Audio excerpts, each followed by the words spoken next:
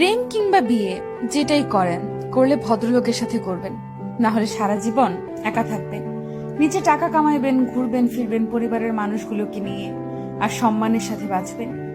যে মানুষ কথায় কথায় তার মতের অমিল হলে অসম্মানজনক কথা বলা শুরু করে, গালি দেয়, ওইটাই তার আসল চরিত্র। এমন মানুষগুলো খুবই ভয়ানক। যাদের মধ্যে নম্রতা ভদ্রতা আছে, সে গালাগালি করে না বা অসম্মানজনক কথাবার্তা বলে না। এমন মানুষগুলোকে ছাড় দিয়ে যত চলবেন, ভালোবাসা দেখাতে যাবেন, নিজের লস। এরা আপনাকে মানসিক রোগী বানানো ছাড়া কিছুই দিতে পারবে না। এমন সম্পর্ক থেকে যত তাড়াতাড়ি সম্ভব বের হয়ে আসা উচিত। কেউ কারো জন্য মরে না। জীবন নষ্ট করার জন্য একজন অযোগ্য লোককে নিজের জীবনে জায়গা দেওয়াই যথেষ্ট।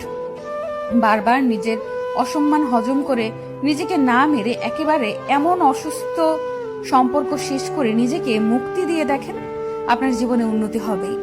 একজন সাপোর্টিভ সঙ্গী পাওয়া ভাগ্যের ব্যাপার। যে মানুষের মাঝে ভদ্রতা আছে, তারা তাদের দায়িত্ববোধ সম্পর্কে জানে। তারা অন্যের